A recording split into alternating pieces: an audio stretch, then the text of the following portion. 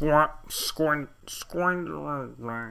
a sort of magic to Lions tour matches. Before intensity builds a preface to pressure that gives you dream scenarios on a twice weekly basis. Kick-off Wednesday morning in the UK, and yet we were already treated to some wild rugby fantasies, things as a fan you almost never expect to see happen. Finn Russell and Jameson Gibson Park playing as a halfback combo, Jack Morgan and Maro Itoje having an epic tug-of-war for the Man of the Match award from the same jersey instead of opposing sides, and countless Queensland faces given a shot at a spot of giant killing. It's also easy to be romantic about rugby during the Lions season, and Wednesday really gave us plenty of reasons why, as Andy Farrell's army shook off some rust in a still imperfect but much improved performance against the Reds. So let's just get right into it. How did the Lions pull off their second straight win on tour, and what does it teach us about the team's trajectory towards that first test with it growing ever closer? Building a game plan on the Lions tour is tough. You're gifted a group of the best players in the world, but forcing them to get up to scratch in no time at all, playing a game every few days and hoping to adapt is tough. Yet Farrell has approached it incredibly smartly. Instead of overwhelming them early on with a full-blown system, the Lions have slowly added more and more complexity and detail to the bones of their game, match on match. I spoke after the Western Force game about how the Lions had essentially got the forwards playing Ireland's exact shape and structure, but the backs were, at that point, playing a more stripped-back version. That changed this week against the Reds. The centre position in this Lions team is essentially two roles at once now. Sometimes you're an auxiliary fly half, acting as either a secondary distributor or even the primary first receiver, but they're also running as a South Africa-style 9th and 10th forward, mixing amongst it. This is a lovely example. Itoje offloads to Curry and Bundyaki immediately folds into the forward positions alongside Conan. Morgan wraps round and joins them, forming a free pod before fellow centre Hugh Jones floods into this shape to make it another free pod, acting as a forward once more. Over the first two games, the Lions centres were broadly standing off to only play the more traditional ball-playing role, the usual centre role, but more of the picture became clear this Wednesday, and it allowed the Lions to play with even more pace, accuracy and adaptability, the shape shifting on the fly. Farrell has broadly deployed a 1-3-2-2 shape so far, but the Lions on Wednesday alternated between that and all sorts of variations you can only have by adding 10 component parts instead of 8. Like in that previous example, sending pods of 3 into contact 4 phases in a row, something that isn't generally possible in rugby, but allows you, if you can get it, to up the tempo enormously when playing off 9, as there's not only options to tip on, but 2 guys around to clean out quick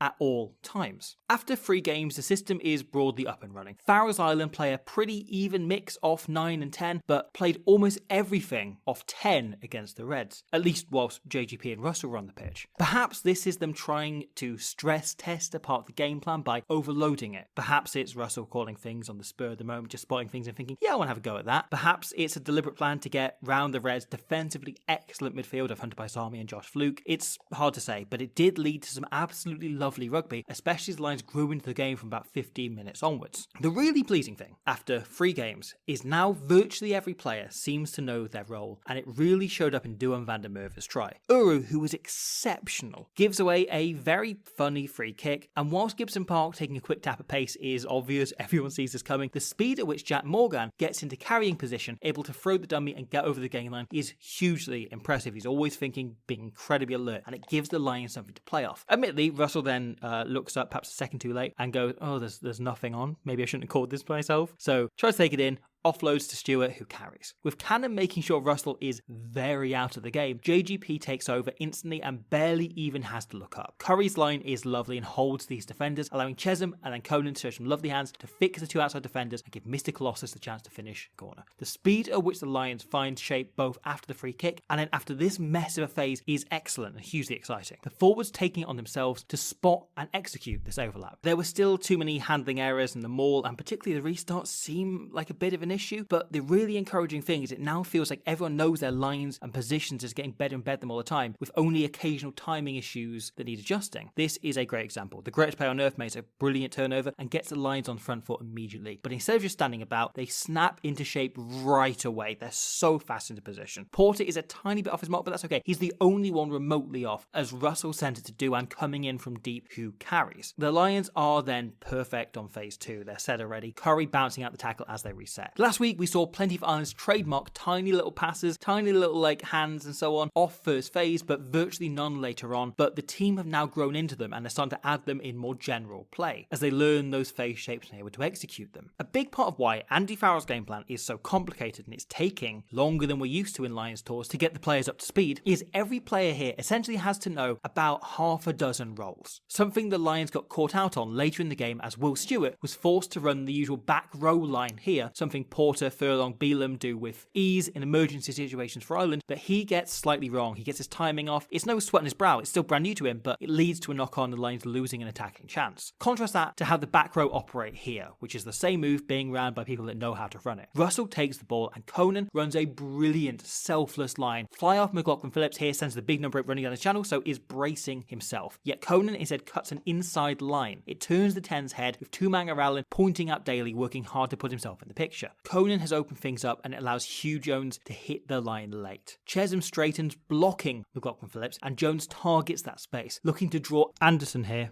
in. However, Morgan is initially running the wrong line, yet somehow reads Jones's actions immediately off the slightest change in body language from the Scottish centre, and so adjusts his line to an overs line from unders, changing fundamentally the angle he's running, yet it catches Anders off guard. This is an incredible bit of instinctive rugby from Morgan, and it allows him to bullock right into the 22. This is what the Lions are looking to achieve. Dynamic rugby, with half a dozen different players on the pitch at any given time able to fill any role in that attack. We've seen Sheehan and Conan are likely the default edge forwards come the test team, but we saw on Saturday Morgan, Curry, even Ollie Chesham fill that role with relative ease. Or look at Freeman here, taking over at 10 with Russell on the floor, something we've never seen from him at Saints or England before, but he's immediately up to speed with it. Farrell can't afford for the system to fall apart if one player's on the floor, something no doubt learned in years of trying to protect Johnny Sexton and just hoping he doesn't no matter what end up out of the game, because everything falls apart. So there has to be at least 5 or 6 players that know every single role. It's not quite there yet, but we saw huge strides forward.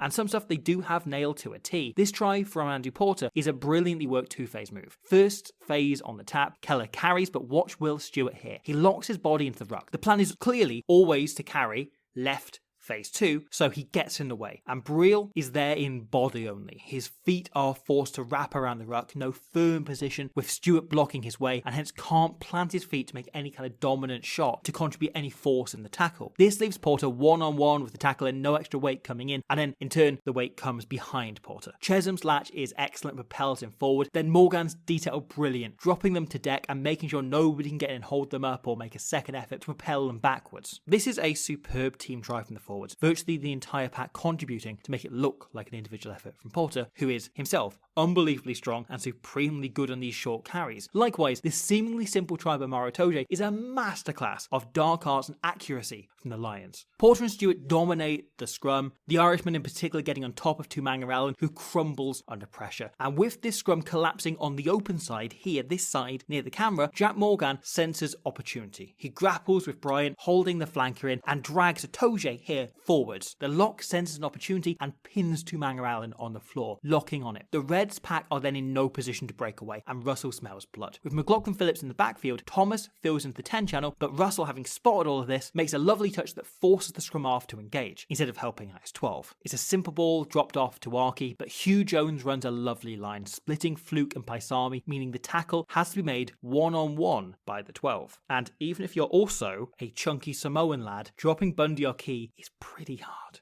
And it takes Paisami some good 10 metres to get him to ground. Itoje and Porter pinning Tumanga Allen has created collateral damage. The full front row and Lock Cannon are still on the floor, leaving only the back row and Salakai Lotto on their feet to cover, with the backs having flooded around, having worked outside, having seen the Lions' backlines are opposite numbers, work this way as well. Seeing the forwards set, fly off McLaughlin Phillips calls Braille his number 8 over to help him out in the tackle, and Uru follows suit. However, right as Brian is preparing to stand guard on this side, a Welshman strikes. Salakai Lotto has done a brilliant job to get out to Archie and help with the tackle, but Morgan smashes Brian in the back before he can even arrive at the ruck, and it takes 2 of the 4 queens and forwards on their feet out of the game. Uru is now the only defender within some 20 metres, adjusting late, trying to panic and get around to this side to cover it. There's maybe 5 ways the Lions could have finished this, could have scored this try, but Gibson Park opts for this one. He snipes himself, darting outside Uru before offloading to his captain, showing some excellent work rate to get over and score. Jack Morgan's contribution to this try try is almost invisible, yet maybe his best of a game where all the obvious things he did alone were enough to win him man of the match, without factoring the countless involvements he made like this in. Line breaks and chip kicks catch the eye, but is this kind of detail once you're into the 22 that wins test matches? This took the game beyond a doubt, but the unified introduction of the Northampton Saints halfback combo really put it to bed, as the pair came on and managed to make identical shapes and structures feel brand new. Russell spent the game playing almost impossibly flat. It's as though Andy Farrell showed him a video of how Sal Prendergast plays, static right on the gain line, using himself as bait to unlock other runners within this system, and went, "Can you do that, mate?" And Russell looked at him, then pissed himself laughing at the mere notion he might not be able to. The ball was in and out of his hands constantly right on the gain line, so much flatter than he normally plays for Scotland, but Smith came on and played the same shapes and structures with the same building blocks in different positions. Look at how wide he sets himself here, complete contrast to Russell narrow, allowing Mitchell's pass to take out 3 defenders on their own without him having to do anything. Or here, he starts much deeper, allowing Hugh Jones to be the one to take it to the line, a la Russell in most of the game, flinging it over the top to better engage a wide defence, used to how Russell has been making decisions early on over the previous 50-odd minutes. Archie getting on the outside and freeing Morgan, who unfortunately slips over trying to step that bottleless Git Campbell at fullback for the Reds. Likewise, Mitchell's use of the short side to up the tempo by making the same Reds players make tackles over and over again was excellent, very similar to Thomas Williams when he placed him against Argentina. Indeed, it was that very approach that created both the try that sealed Jack Morgan's man of the match medal and the game. Off 2 scrums in similar position, the Lions run the exact same move twice here, both called by Finn Smith. Smith takes position late, the 2 centres run hard lines then, with the winger waiting wide. In both cases, the Reds midfield stands strong, so second time around, Smith floats over the top to Rongrose, who can score an easy one. But in the first, Anders here makes a great last second read and smashes Archie, but Mitchell then floods back the way they came. The Reds forwards are still finding their feet after the scrum, all scrambling about, and seeing this huge gap on the inside, Bryant assumes Mitchell will send Atoje into it, but instead the scrum off anticipates Bryant closing it off and puts Morgan into where the gap is about to be. The Welsh captain going over the line for the best deserved try of the tour so far. Jack Morgan, one of the best players in Europe, winning a game in his nation's colours for the first time in almost 2 years. And speaking of the colour red, they also played their part. Both Reds tries were excellently taken. This from Thomas, particularly brilliant for Fluke's score, which was no fluke at all. It's completely Josh, very deliberate. Realising Russell blitzed moments earlier and is easing off now, Thomas looks to target him, hoping to count Duan out with the bounce. Russell tells Archie to reload open side. He creates a bit of space. Thomas takes it. The bounce is perfect. It's a brilliant try. It sometimes feels a shame when the Lions games like this finish the way they do, where one team battle really hard that it ends up as a blowout on the scoreboard for those who just watch the highlights or glance at the score afterwards, but I guess it's the nature of the game, unfortunately. The Reds really played their part, and they deserve a mention. But that's also exactly the thing that will please Farrell immensely. Yes, there's still plenty to work on, but the Lions were pretty ruthless on Wednesday. Mitchell and Smith's ability to take the same building blocks of a game plan and put them together in brand new ways after just seconds on the pitch, but is an incredible weapon to have in the bag come the tests, as is Jack Morgan, who provided another great magic moment that we get on Lions tours. Guys who are used to playing in struggling teams finally getting a chance to stand out on a day where everyone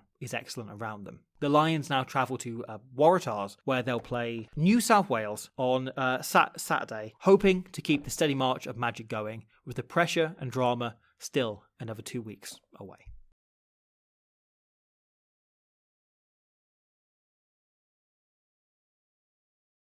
Thanks for watching that. I hope you enjoyed it. There's loads more going on around the channel. It is Lions time. It's international time. We're going to have previews of the international games coming up. We're going to have loads more on the Lions. We've done something discussing the Owen Farrell call-up and whether or not we think it's a good idea. I think it's not a bad one. We both have a take that some people may disagree with, but I think it's broadly very fair. And that is on the second channel, More Squad Rugby. We're also doing previews for Lions versus Waratahs, for New Zealand versus France, and probably that's Wales versus Japan. Wales versus Japan, that's it. So please have a look there on More Squad Rugby. There's going to be more on this channel as well, hopefully reviewing the games, looking over them once we get to the other side of the weekend. We'll see you then for that, which I believe is commonly known to most people as rugby. I need to get this just right. Don't just settle. That's not an option.